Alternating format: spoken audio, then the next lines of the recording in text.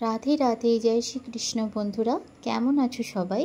আশা করি সবাই ভালো আছো। আমিও ভীষণ ভালো আছি। আজকে তোমাদের সাথে আমি শেয়ার করব আমার গোপুসোনার জন্য নন্দোৎসব কিভাবে পালন করলাম।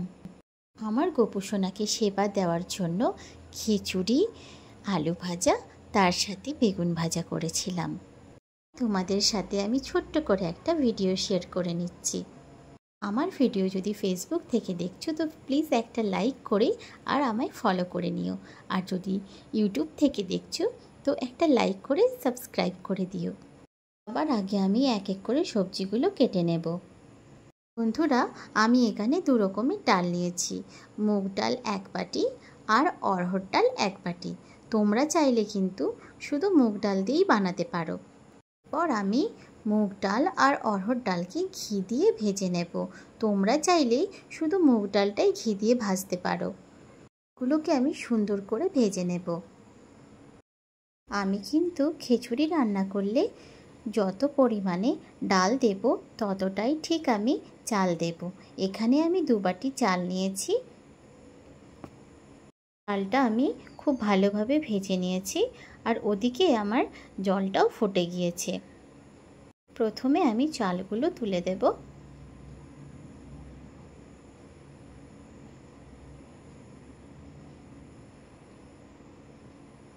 তারপর আমি সব ডালগুলো দিয়ে দেব। আর আমি সব সবজিগুলো ভেজে নিচ্ছি রিফাইন্ড অয়েলে। আমি এই খিচুড়ি ভোগটা রান্না করছি কিন্তু সিন্ধুক লবণে। ভগবানের জন্য ভোগ রান্না করতে কী যে আনন্দ, সেটা মুখে প্রকাশ করা যাবে না। তোমরা আমার ভিডিওতে অনেক ভালোবাসা দাও, আমার ভীষণ ভালো লাগে। চাল ডালটা ফুটে উঠেছে, এইবার আমি ওতে দেব সিন্ধুক লবণ আর সুন্দর করে নেড়ে নেব। তারপর দেব হলুদ গুঁড়ো।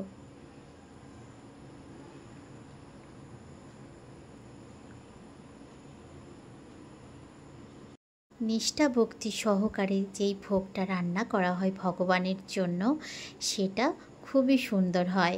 আর খিচুড়ি ভোগটা প্রায় সবার বাড়িতেই করা হয়, তাই আমিও ভাবলাম তোমাদের সাথে শেয়ার করে নিই। এবার আমি আদা, এলাচ, শুকনো লঙ্কা আর টমেটোকে পেস্ট করে নেব। সবজিগুলো ভাজা হয়ে গিয়েছে, সবজিগুলোকে আমি খিচুড়ির মধ্যে দিয়ে দেব।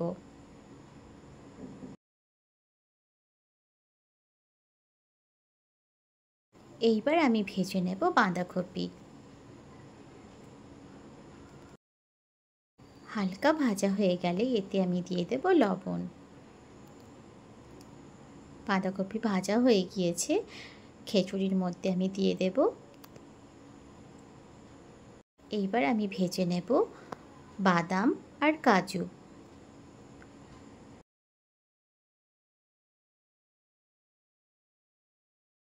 বাদাম ভাজা হয়ে গিয়েছে, এবার আমি তুলে নেব। এবার খিচুড়ির জন্য আমি মশলা বানিয়ে নেব। মশলাটা কিন্তু আমি পুরোপুরি ঘি দিয়ে তৈরি করছি। বাটা মশলাতে আমি দেব হলুদ গুঁড়ো, ধনিয়া গুঁড়ো, আর ভালো করে মিক্স করে নেব। এইবার আমি দিয়েছি টমেটো। টমেটো আমি বড় সাইজের দিয়েছি 3টে।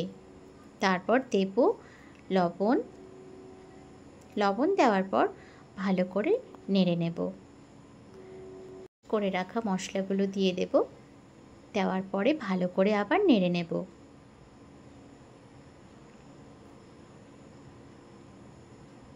মশলাটা প্রায় ভাজা হয়ে গিয়েছে। তারপর দেব আমি ফ্রোজেন মটর। তোমরা চাইলে পনির ফ্রাই করেও দিতে পারো। 1 চামচের মতো আমি এতে চিনি দিয়ে দিলাম। তোমরা চাইলে এতে নাও দিতে পারো।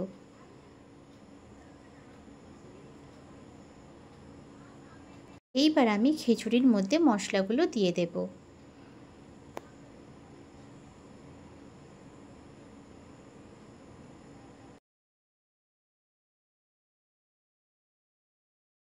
মশলাগুলোকে আমি সুন্দরভাবে মিশিয়ে নেব। এদিকে আমি 1.5 গ্লাসের মতো জল গরম করতে দিয়েছি। 1.5 গ্লাসের মতো জল দিলাম। তারপর আমি এতে 3 চামচের মতো ঘি দিলাম। ঘি দেওয়ার পর আবার ভালোভাবে এটাকে নাড়িয়ে নেব।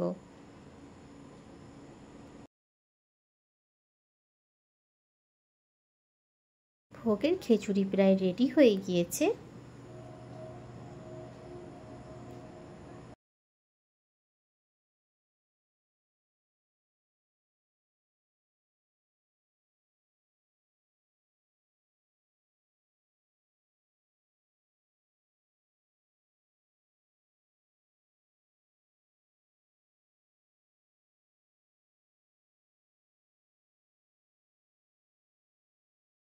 ওপর থেকে ছড়িয়ে দিলাম ধনেপাতা,